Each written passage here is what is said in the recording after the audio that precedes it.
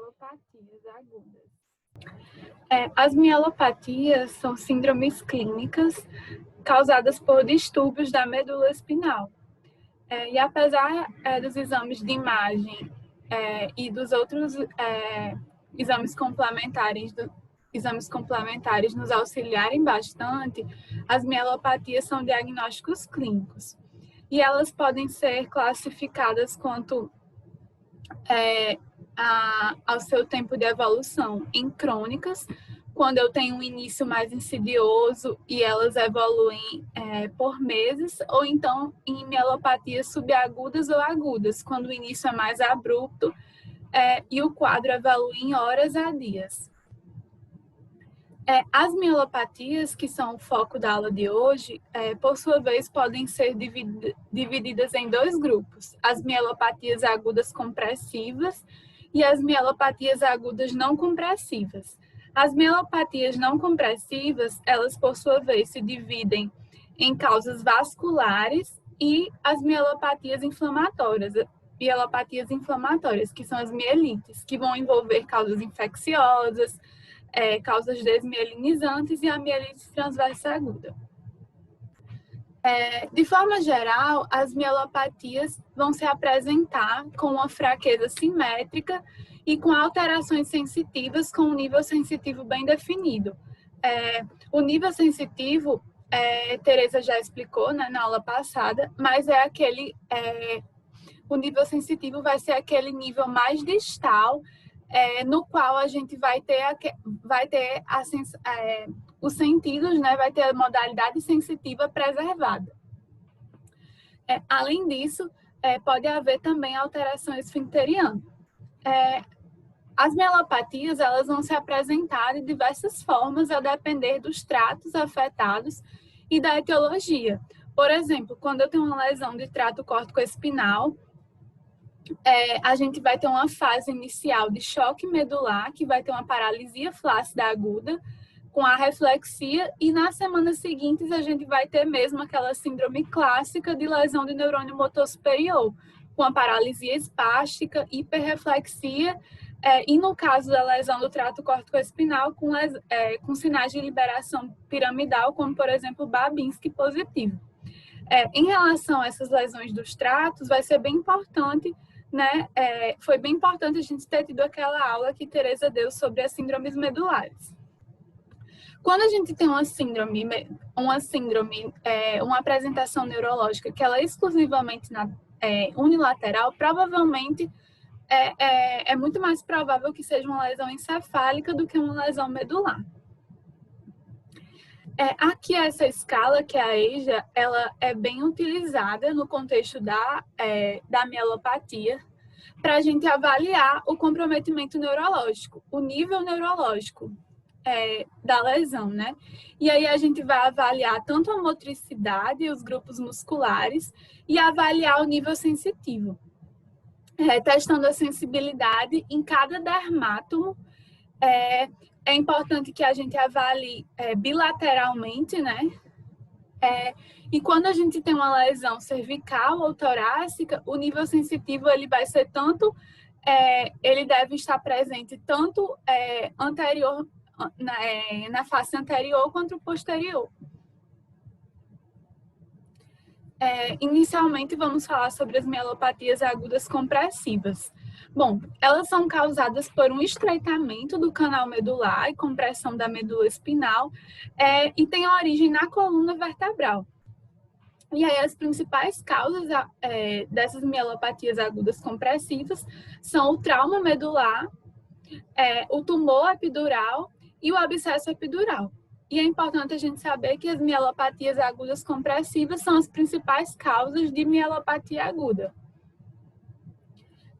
Inicialmente falando sobre a compressão traumática da medula espinal, ela ocorre pelo impacto direto, quando eu tenho uma compressão persistente ou transitória,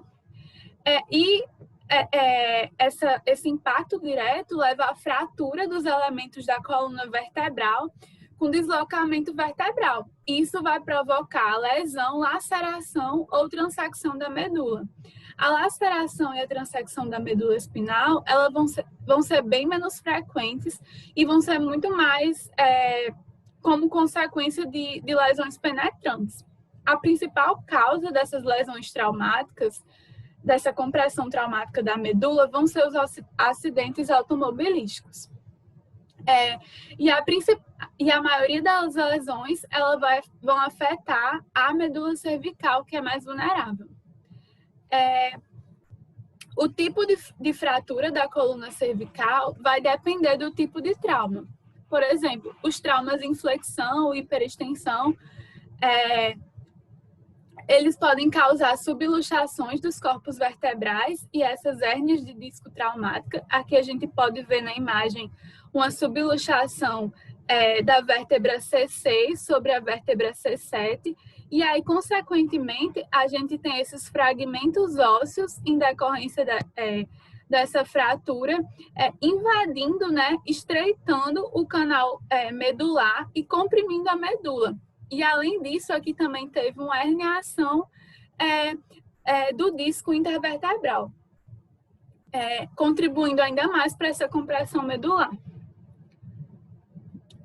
Aqui a gente pode ver na tomografia também. Nesse caso aqui foi um acidente também automobilístico de alta energia cinética. Já quando a gente tem traumas de carga axial, como a gente pode ver aqui, por exemplo, a gente pode ter essas fraturas do tipo explosiva, que vão afetar principalmente as vértebras cervicais e torácicas. E aí a abordagem do paciente vai ser como qualquer outro paciente politraumatizado, né, o XABCDE do trauma, conter hemorragias externas graves, avaliar as vias aéreas, lembrar que pacientes com lesão cervical alta, ou seja, acima de C5, eles vão apresentar um alto risco de aspiração devido à disfagia e à fraqueza da musculatura abdominal, e imobilizar a coluna vertebral com um colar cervical rígido e o transporte na marca rígida, né? Avaliar os parâmetros respiratórios. Pacientes com lesão medular acima de C5 vão cursar com falência respiratória devido à perda da função diafragmática e também dos músculos acessórios. E quando eu tenho lesões cervicais inferiores e até mesmo lesões torácicas superiores, eu também posso ter insuficiência ventilatória, seja no início ou então posteriormente, devido à perda da função desses músculos torácicos e abdominais.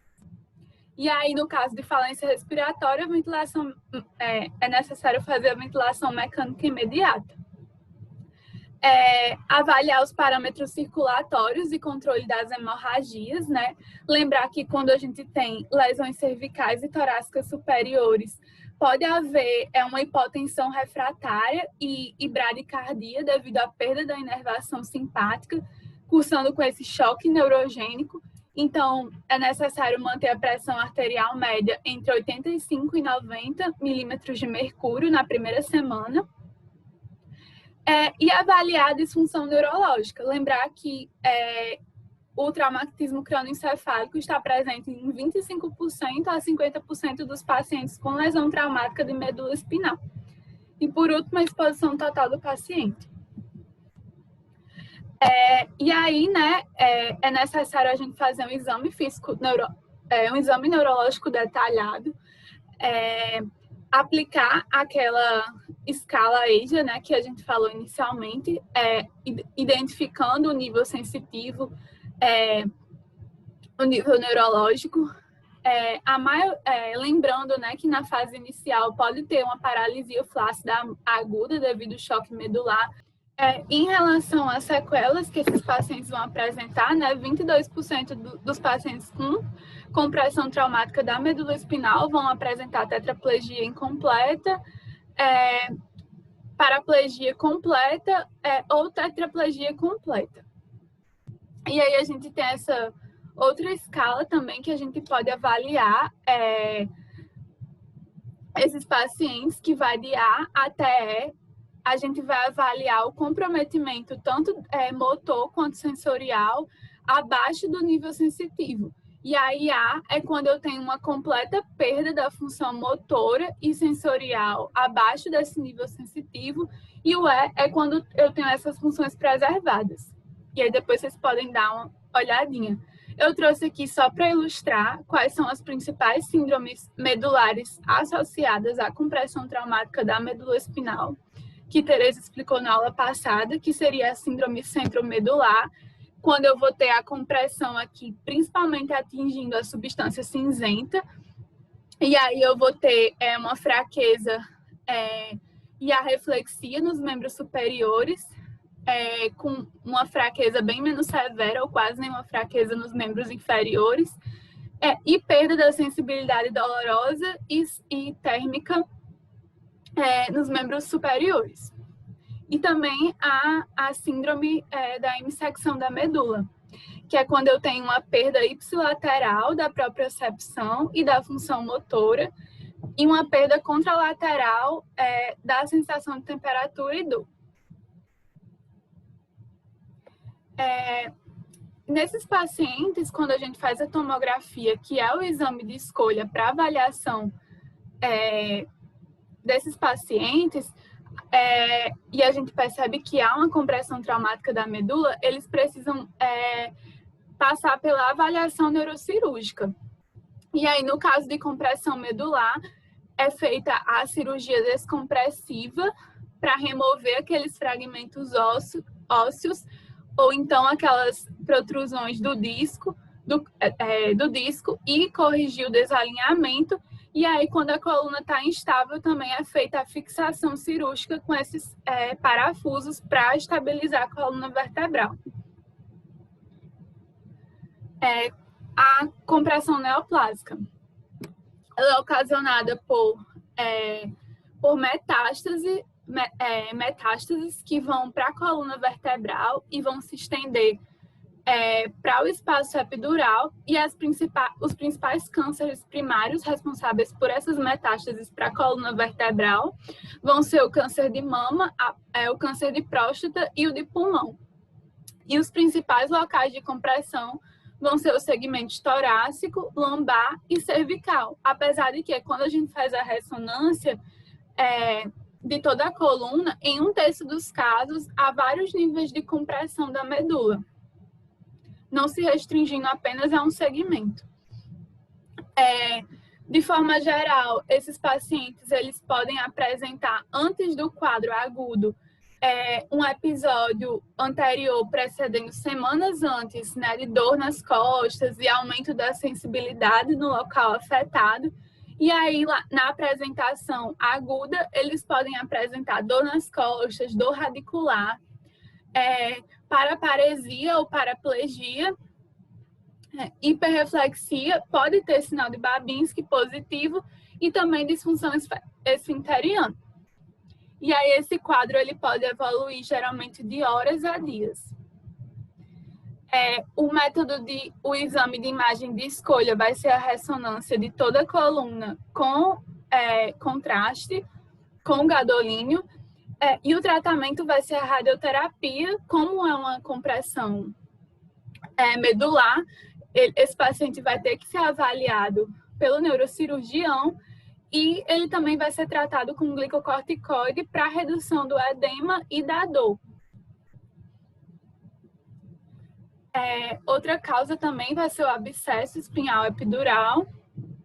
E aí, essa compressão, essa lesão medular, essa mielopatia vai ser causada principalmente pelo efeito de massa dessa coleção bacteriana. Mas também pode ser causada em casos mais raros, por uma vasculite em decorrência dessa infecção.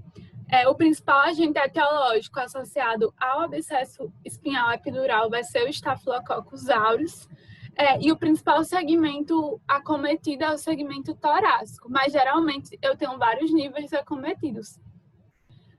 Os fatores de risco são aqueles associados à imunossupressão, como diabetes, câncer, insuficiência renal, por exemplo. E as principais características do quadro clínico desse paciente vai ser febre e forte dor nas costas, muitas vezes com dor radicular, e também o déficit neurológico, que pode se apresentar com paraparesia. A gente observa nos exames laboratoriais uma leucocitose, aumento da proteína C reativa, e também aqui o exame de imagem de escolha vai ser a ressonância com contraste. E aí é importantíssimo que nesse caso aqui não é para a gente fazer a punção lombar, é contraindicado, né? Porque uma das principais causas do abscesso espinhal epidural vai ser a osteomielite, que é uma contraindicação absoluta para a coleta do líquor, porque pode contaminar o líquor. E aí, esse paciente vai ser tratado com antibiótico terapia e vai passar pela avaliação neurocirúrgica. Em relação às causas vasculares, eu vou trazer o infarto medular.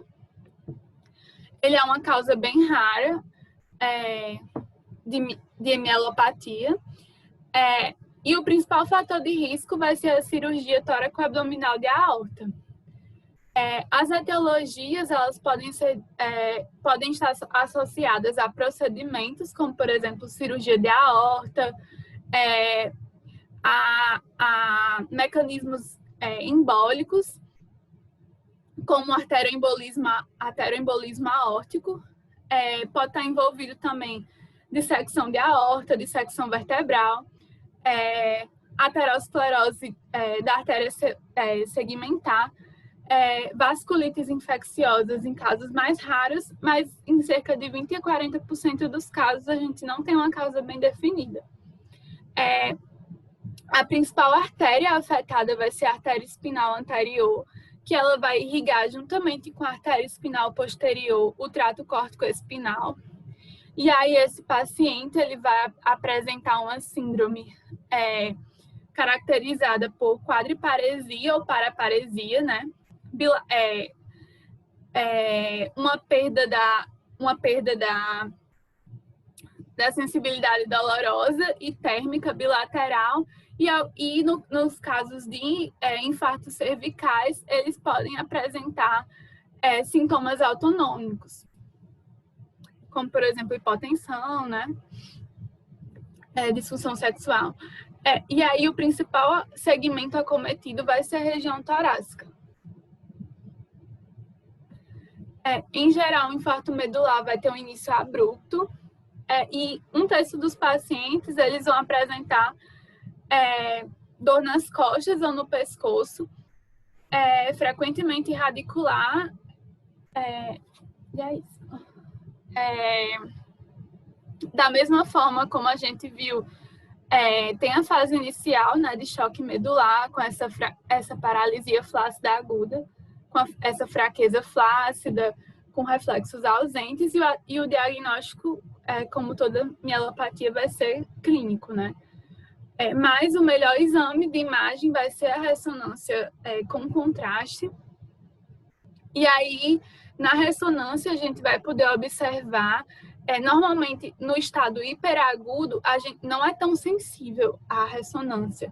Mas aí, depois de alguns dias, a gente pode repetir, por exemplo, 2 a 7 dias, e aí a gente pode observar um hipersinal longitudinal, em T2, em formato de lápis, digamos assim.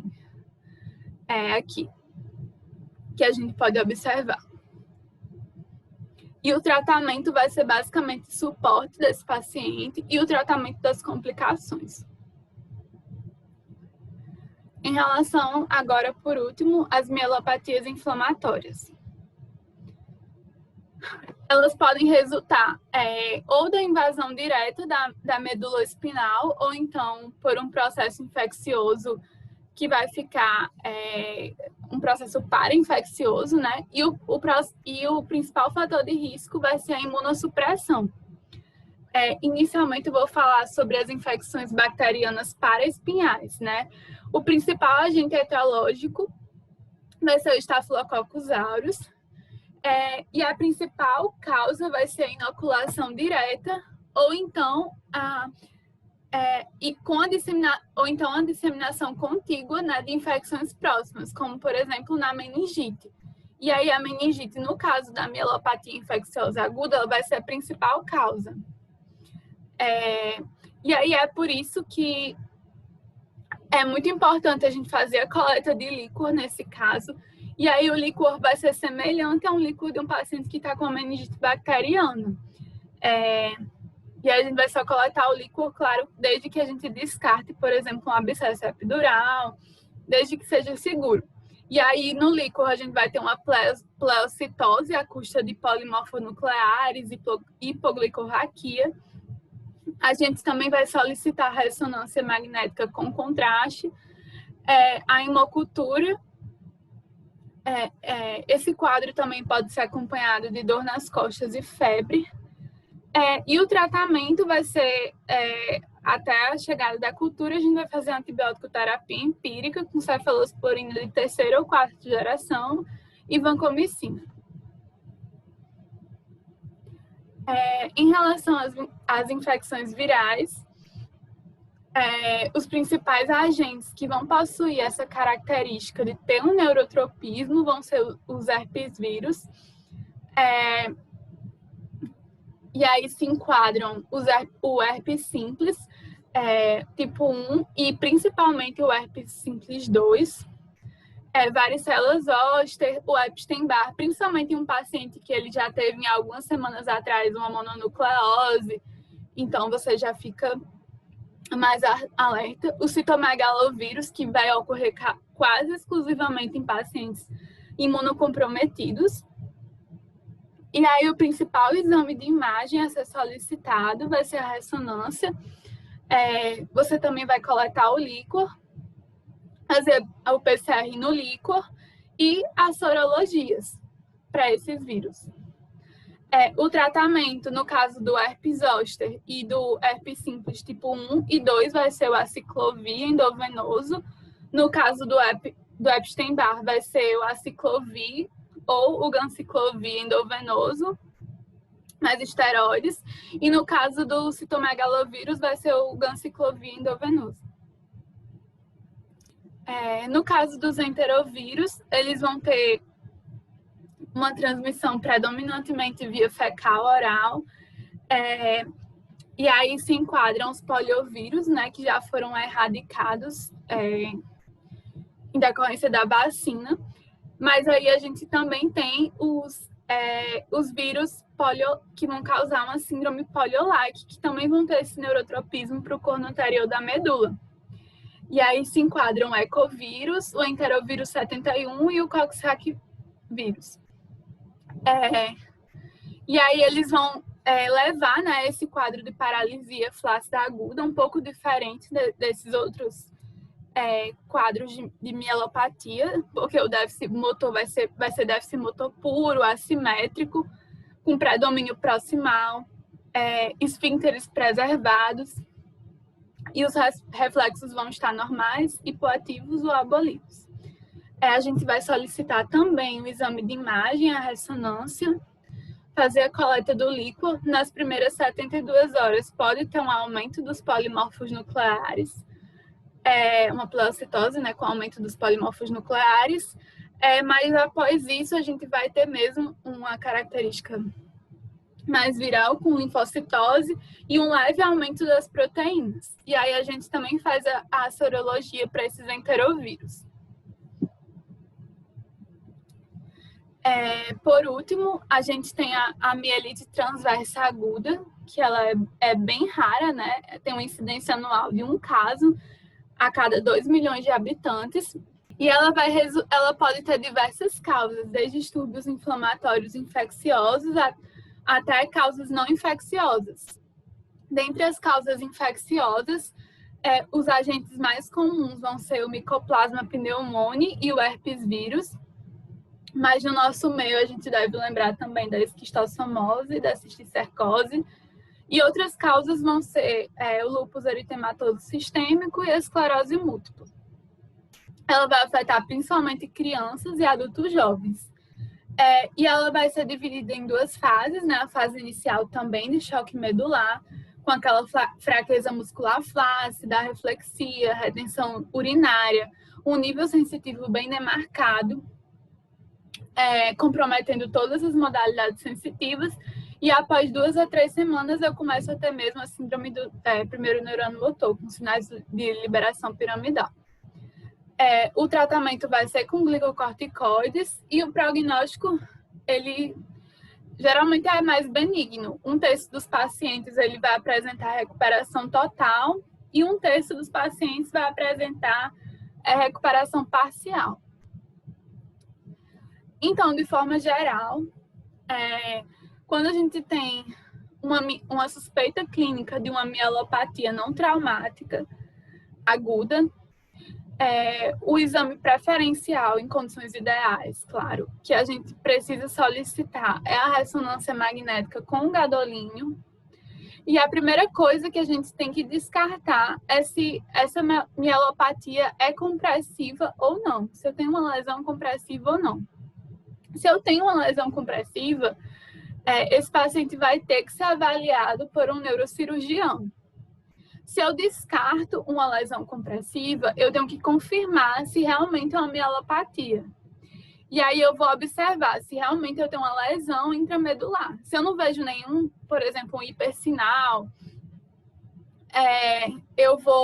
eu posso reconsiderar o meu diagnóstico, eu posso considerar outras apresentações de mielopatias que não foram citadas na aula, por exemplo, apresentações metabólicas que eu não trouxe porque elas estão mais relacionadas a mielopatias crônicas, ou então considerar repetir em 2 a 7 dias, né?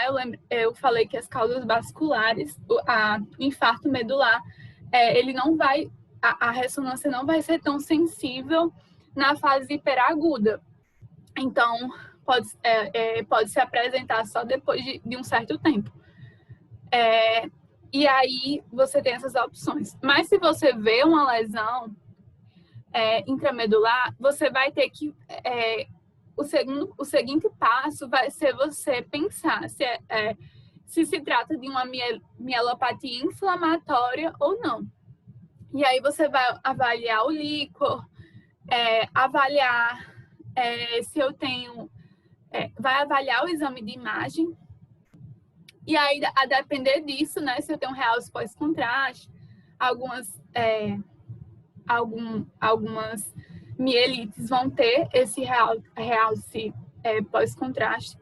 E aí, se a partir disso eu descarto uma causa inflamatória, eu vou começar a pensar nessas causas não inflamatórias de mielopatia, como, por exemplo, as causas vasculares. Ou se então, sim, eu penso mais em uma causa inflamatória, eu vou determinar essa causa, pedir aqueles testes, coletar um líquor, pedir as sorologias, por exemplo. E é isso, gente. Obrigada.